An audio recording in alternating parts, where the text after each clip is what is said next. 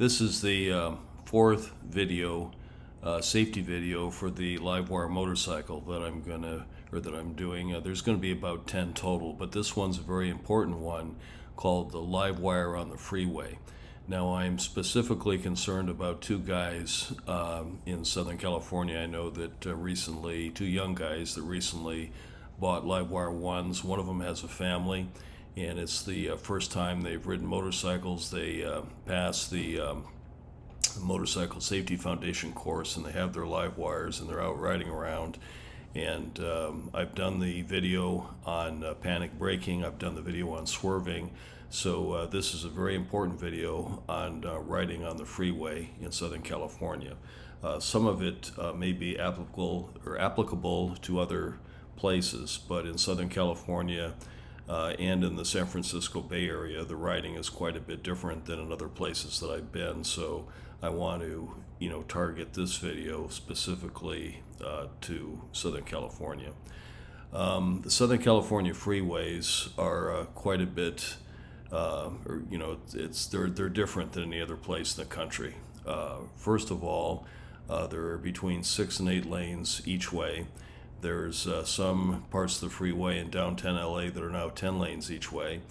There's no speed enforcement, meaning you don't get pulled over for speeding. The police have tried pulling people over for speeding and trying to slow down traffic, but when they pull somebody over, it just causes more accidents.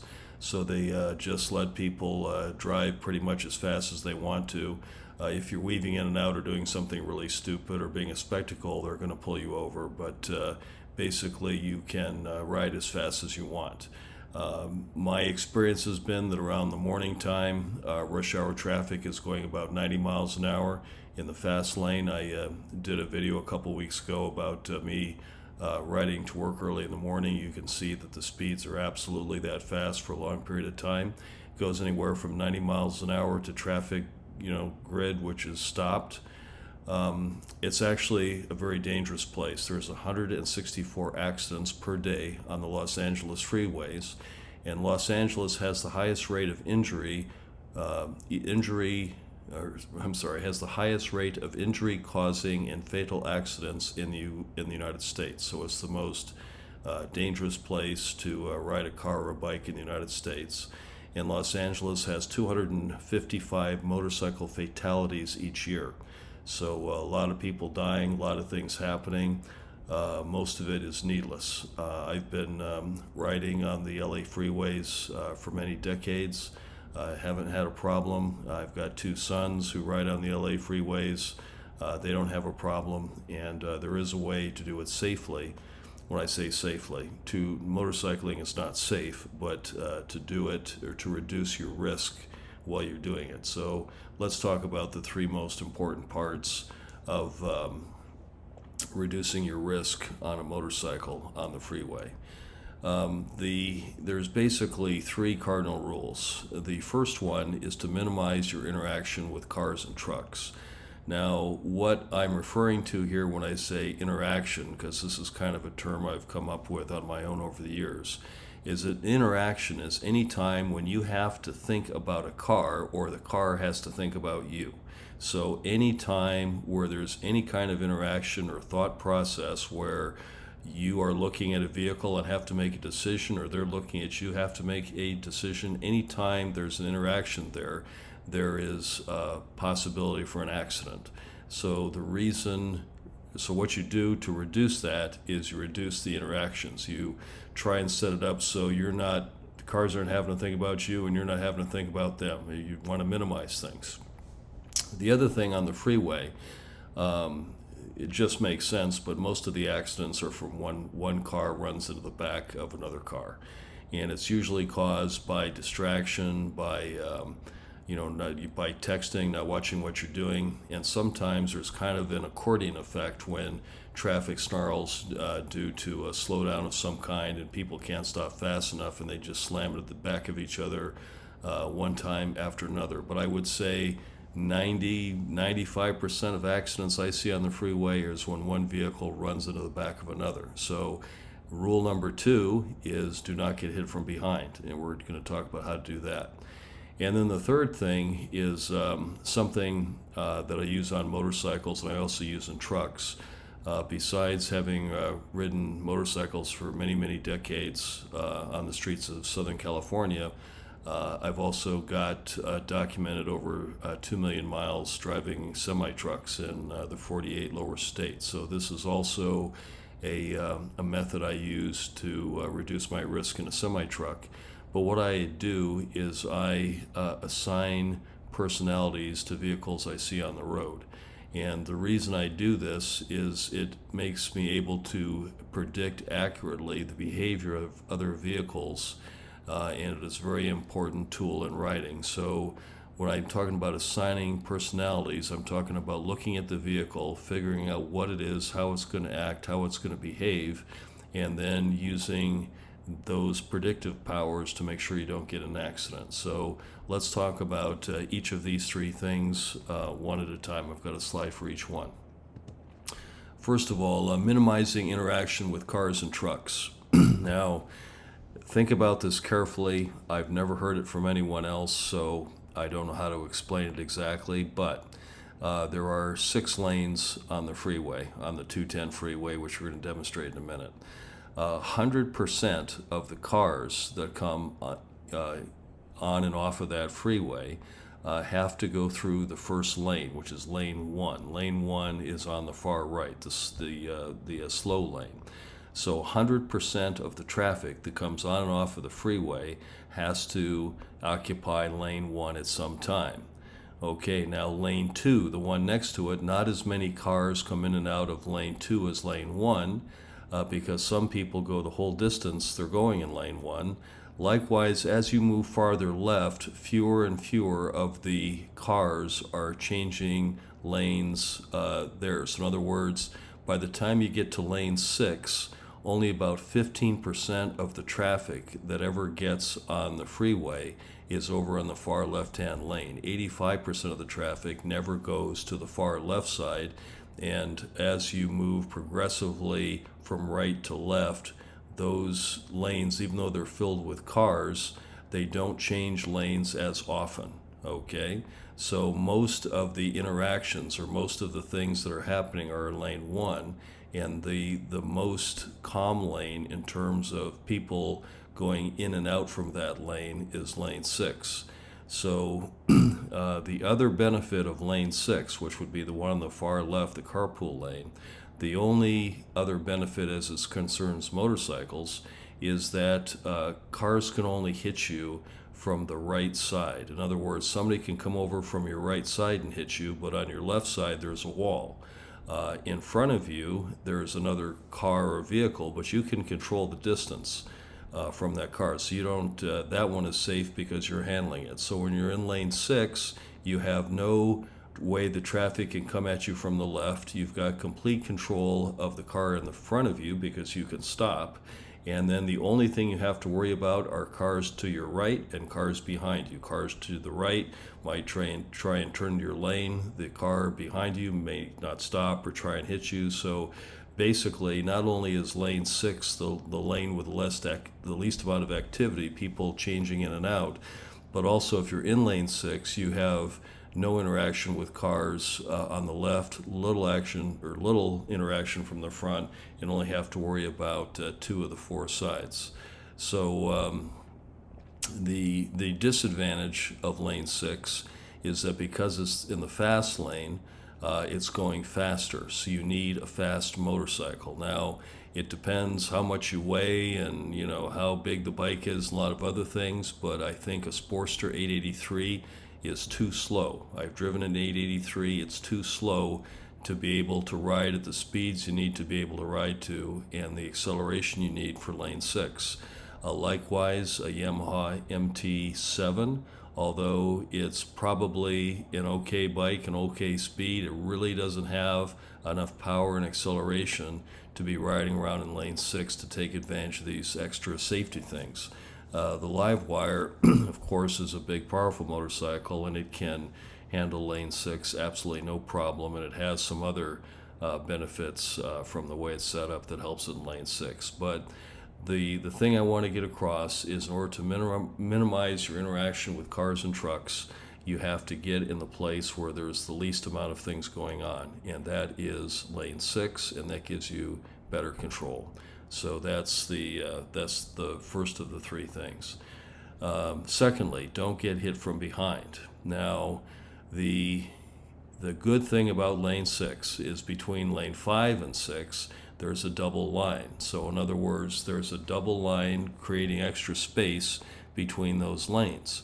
So what I do is when I'm in lane 6 and the traffic starts slowing down, I start moving over to the line and braking and slowing down on the line or right next to the line, so that if the car behind me is not stopping or texting or something, he's not going to hit me. He's going to go by me and hit the car in front of me. Now, another benefit of the LiveWire in regard to this is the cornering ABS and the traction control system on the LiveWire works really well on paint. So in other words, the pavement has got more traction than the paint, which is slick and smooth. So what I've noticed, if I'm hitting the brakes or accelerating hard and I go between the paint and the LiveWire doesn't get all sideways. You hear it kind of chirping with it, changing engine speed and things, but the bike stays straight and doesn't get sideways when it goes on the line like other bikes might. Even when it's damp or wet or fog or rain, the LiveWire does not get sideways when it goes between pavement and the painted line on the street. Now, the other thing you can do, besides taking advantage of the extra space between lines 5 and 6, is whenever you are doing a lane change, you always accelerate into the lane change. So you never change lanes at the same speed as the other vehicles, or absolutely do not slow down while you're changing lanes. You have to be accelerating.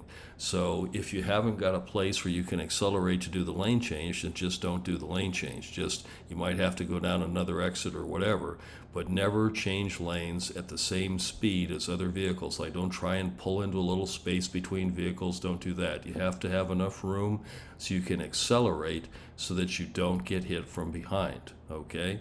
So accelerate into lane changes. Now, the other thing I want to mention is you've probably got the idea that getting hit from behind is a big deal. So the standard LiveWire mirrors, the way they come from the factory, they're dangerous and completely unusable. So in other words, you're looking at your shoulders with those mirrors. You can't see what's behind you. If you flip the mirrors upside down, just the stock mirrors, you can look down under your hands and you have complete vision of everything behind you, even directly behind you on both sides and to the side. So when you put those mirrors down, you have excellent visibility behind you. The stock way it comes from the factory, it's almost unusable, and you're just like playing Russian roulette, waiting for somebody to come up and hit you from behind that you don't even see. Okay, so very important not to get hit from behind. So let's talk about the third thing, which is assigning personality traits to other vehicles. Now, I mentioned this a little bit. Let me give you an idea of what I'm trying to convey.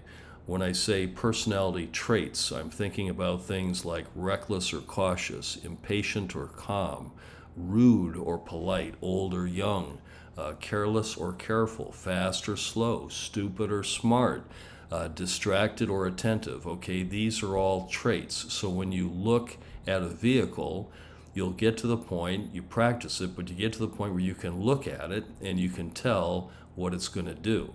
And you can tell what it's going to do by its appearance. And its appearance, you're looking things like the brand, the type of vehicle. Is it a sports car? Is it a pickup truck? Is it a Volkswagen Beetle? You look at the color. Is it red? Is it white? Is it clean? Is it dirty? Are there political stickers on it? How old is the driver inside? Are there passengers? How old are they? Is there crash damage on the vehicles? Are there extra lights? Is there a loud stereo going? There's an infinite number of things that you can look at when you're quickly looking at a vehicle that you can figure out what it's going to do. Now, after years of driving, I can tell you, just to give you an example, that the most dangerous kind of personality for a vehicle on the road is a jacked up pickup truck with a young white man driving. So here you go, there's the picture of the pickup truck. It's jacked up, It's got boards in the back, and if you notice in the back there, it's even got a scrotum on the back of the trailer hitch. So this guy has really got some issues, and he's going to be a very aggressive driver. He's got a lot to prove, and his pickup truck is going to help him prove it. And he's more likely to do something dangerous around motorcycles than somebody driving a sedan of some kind with their family in it. So that's what I mean by assigning personality traits. Now, this flip side to assigning personality traits is to use the reverse and to project your own personality trait, which should be a strong and predictable. Predictable is the key word, presence. Now, what I mean by that is you ride fast in lane 6 while insisting other vehicles give you the space you deserve. Now, what I mean by that, you're in lane 6, so you can control the space in front of you because you can follow as close or as far as you want. If the person behind you gets too close and you feel like he's not being safe, then what you do is you pass the car in front of you and try him and see if he's going to treat you in a respectful way. And if he doesn't, you pass him. So what you do is you demand respect by demanding to only be around and driving around people that are going to give you the space and respect that you need while you're on the road. So if they don't pass the test, you don't drive around them. And we're going to demonstrate that in a minute in a riding video. But anyway, absolutely no weaving through traffic or do anything surprising. So you're going to ride lane 6, you're going to ride in between lane 5 and 6, and that's it. You've got nowhere else you're going. That's where you're going to be. You're not going to be anywhere else on the freeway unless you're getting on the freeway or getting off the freeway. So you're only going to be in one place. You're going to be in lane 6 or between lane 5 and 6. That's it. No rude gestures. I don't know if people from other states are aware, but many California drivers are armed, and there are a fair number of shootings on the freeway on a regular basis, so you don't want to do anything to get people mad. You also want to you want to have people have respect for motorcycles, so the way that you get respect is you show respect, so don't do anything rude. You want to use your head check along with your turn signals every time you change lanes. So, on the LiveWire, I can see what's around me just by looking out in front, looking at the mirrors. However, when I change lanes, at the same time I turn on my signal, I turn my head, even though I don't need to, because I know what's there. I turn my head because that's an indication to the driver behind me that I'm going to change lanes if he doesn't happen to see the signal, or just reinforces the fact about what I'm doing. So it's predictable. They know what's going to happen. And lastly, no last-minute dodging for exits. So if you miss something, just go down to the next exit. It's no big deal. Don't be driving recklessly, trying to catch some kind of exit. So very important.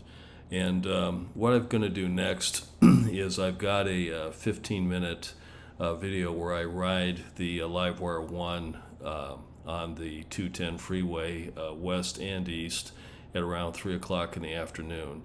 The purpose of this video and of the whole chapter we're doing here is to try and augment other information you might get. So you obviously take the MSF course, you read and look at the other material that I outlined in my first safety video, but this is just trying to show you things that I haven't seen other people talk about. So that would be minimize interaction with cars, don't get hit from behind, assign vehicle personalities, and project strength and predictability. So here we go with the video.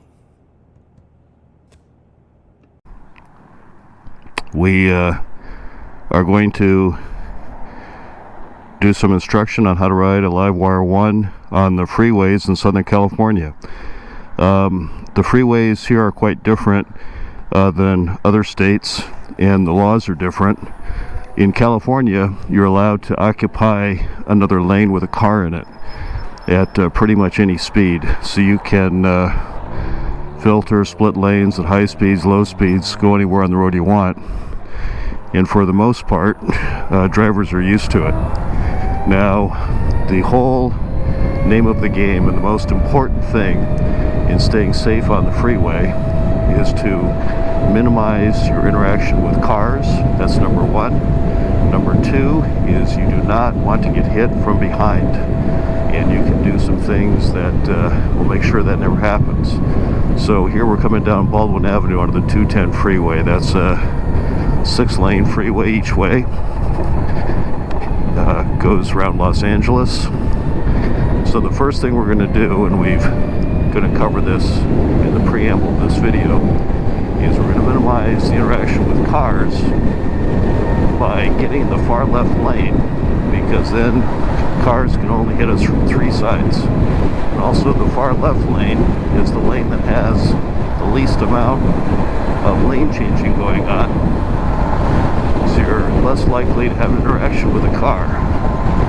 So I've actually put the GoPro on the helmet to be able to demonstrate that although I know what's behind me from the mirrors, I never make a lane change without turning my head, because it signals to the cars behind me that I'm going to turn in case they miss my signal. So no matter what happens, always turn your head when you change lanes. And always do it 1 lane at a time. You don't go screaming across traffic. Alright, now here we go. The car went by me. I'm going to pull in behind the car. I'm in a situation now where I can only get hit from 3 sides: front, back, and right side. Left side is totally clear. That gives me more chances of staying safe. Also, this lane has the least amount of lane changing going in. The far right lane, every car that comes on the road is changing in and out of that lane, every single car. So it has the most activity going on. The far left is the least. Now what I'm doing is I'm watching behind me to make sure the guy is giving me enough distance. If he's not giving me enough distance, I'm going to pass the car in front of me by splitting lanes. So I'm constantly watching to make sure the guy behind me is not aggressive, that he's not getting too close to me, and I'm leaving plenty of room in front of the bike, because the worst thing you can do is hit someone in front of the bike. That's just terrible. So I'm in a situation, I'm kind of in a bubble. I've got the guy in front of me, I've got good distance there, I'm looking in the mirror, I got good distance behind, everything is set. So I can relax a little bit and really mainly worry about traffic coming from the right side. Now, after you get the idea about minimizing interaction with cars, the second thing you do is you assign a personality to each car that you see so that you can predict the behavior. Let me give you an example. This car we just went by on the right, that's a white Altima or something. Probably somebody from my family driving it. It's not going to give me much trouble. Up ahead, I can see there's a sports car type thing. He's going kind of fast. He's coming up to traffic in front of him, so he may want to change my lane. On the right, we've got a pickup truck with a bunch of stuff in it. Things dragging on the road. Don't want to follow that guy. Alright, now, as you can see, this ride has been pretty easy. I'm just riding down into downtown Los Angeles. 2, 4, 6 lanes to the right. Total 6 lanes. There's 6 lanes coming the other way. And it's 3 o'clock in the afternoon, so it's going to start to get busy. This is going into town, so this is less busy. I'm going to turn around and come back and show you more busy. Now when the car pulls over to the right and gives me more space, I speed up to get the proper distance I want from the car in front of me. Now no matter how fast he goes, I stay behind him the same distance. I do not tailgate him. And if he slows down, I slow down too. I do not just go weaving all over and causing trouble. I'm only going to be riding in this lane and splitting lanes, and that's it. The only time I would be in another lane is if I'm going to be exiting on a ramp. So this is my lane. The space to me on the right is where I'm going to pass cars, and that's it. No weaving around. Anybody who's driving out in the middle of those 6 lanes is going to be in a lot of trouble because they've got traffic coming from all sides. I only have traffic coming from 3 sides, and the front side I have complete control of, so that's basically 2 sides to the right and behind me. So I'm greatly minimizing my chance of getting in an accident. I'm looking around, see there's a sports car on the right, got to keep an eye on him. He might try and do some crazy stuff. The worst kind of vehicle you can see personality-wise is a pickup truck. And the worst kind of pickup truck is a pickup truck with political stickers on it. You know you got a bad driver. Somebody that's going to run you off the road. Okay, so what I'm going to do now is I'm going to take the next exit. I'm going to turn around, get back on the freeway, so that'll give a demonstration of how to exit the freeway, how to go around to the ramp, how to turn around, go back on the freeway, and get going back home. Okay, so Orange Grove, I'm going to take the next one.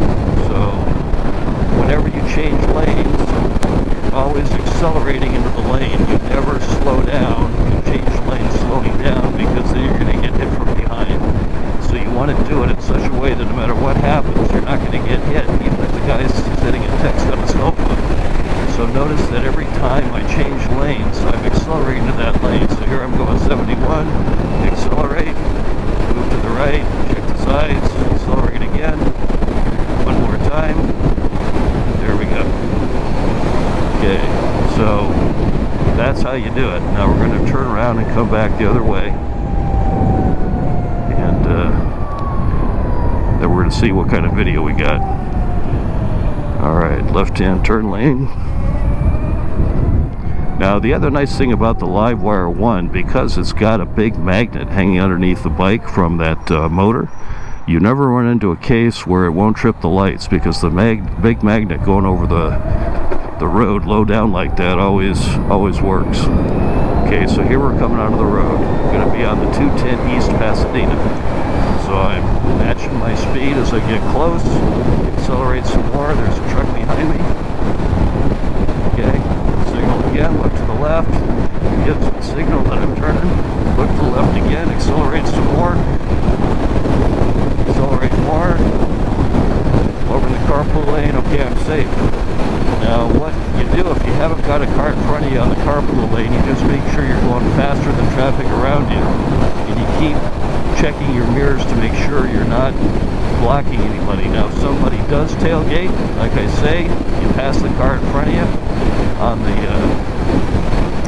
splitting lanes in order to keep distance. So I have complete control of the room in front of me. I've got an issue with the right side, I have to keep an eye on it. I have to keep an eye on the back. So I've totally eliminated traffic from the left. I've got control of traffic in front of me. The right side I have to watch, and behind me I have to watch. Now, the other thing you want to do is sometimes traffic stops on the freeway. Something happens. So in order not to get hit from behind, you never stop behind a car. You're always off in the middle. So anytime you're stopping or slowing down, you move to the middle so that you don't get hit by a car. So if that car in front of me were to be putting on its brakes right now, I'd go like this. So if somebody's stopping behind me, or doesn't stop behind me, I don't get hit.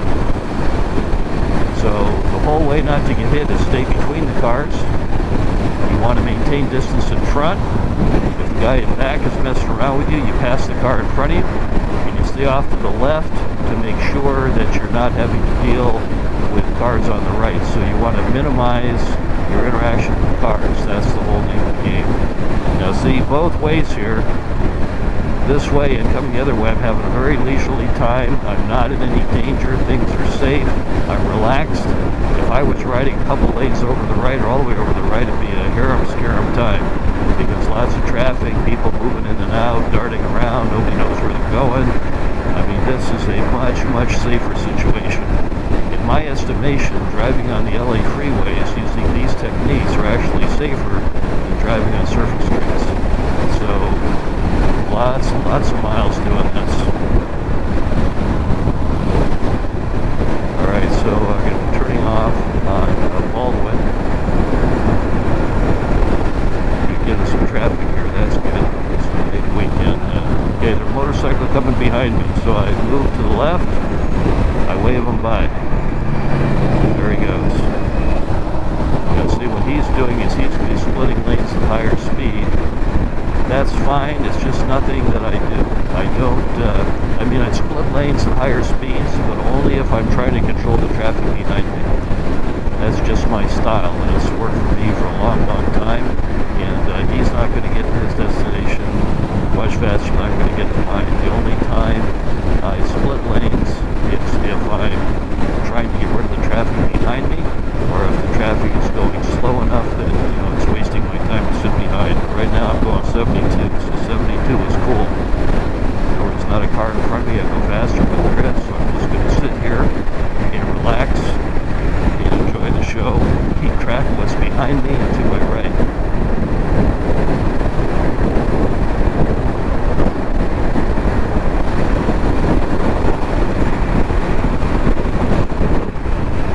The other thing too, when you get driving longer amounts of time on the freeway, what you'll find out is that some cars you'll be driving with for a long time. So that's another reason you want to assign a personnel in every car, is you get to know the car, you get to know the driver, and you know how he's going to react. If he's going to be reckless, weaving in and out, braking hard, whatever, you can tell by the time he's been with him on the road. Traffic's slowing down a little bit. The guy behind me, he's in a pickup truck, so that's not a good personality, but he's giving me lots of space, so I'm going to sit right here. He's seen me, he's going to give me lots of space. If we slow down suddenly, I'm going to move to the center of the lane so that if the guy's texting or doesn't see me, he's going to hit the car in front, he's not going to hit me.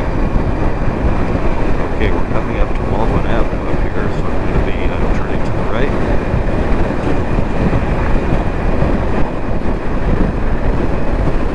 3/4 of a mile. I drive across the yellow lines and double white lines all the time. It's all about being safe. It's not about being legal. It's about doing whatever you have to do to be safe. So there's nobody next to me. I'm going to look right, move right. I'm going to accelerate. Okay, they see I'm going. In front of the truck now. Accelerate in front of the truck.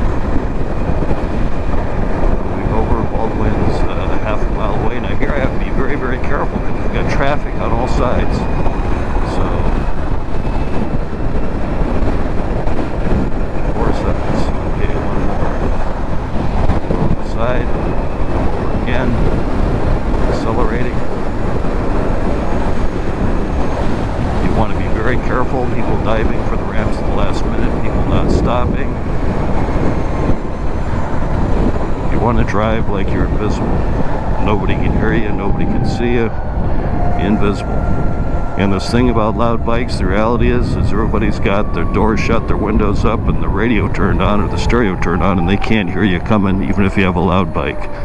So even if you have a loud bike, you always ride like they can't hear you and they can't see you. And what your benefit is your size, your ability to accelerate and brake, and your maneuverability. Also, it helps that your head is a little bit higher off the ground and you have a good view.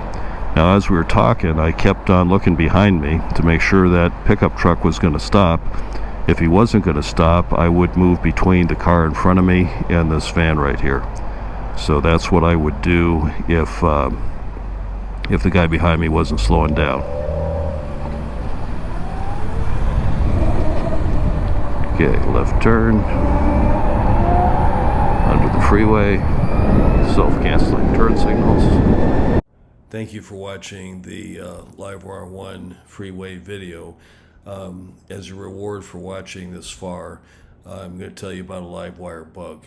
The cruise control on the LiveWire is set at 85 miles an hour maximum. That's as fast as you can go. It's a safety feature. It's mentioned in the manual, the LiveWire manual, as the maximum speed for cruise control.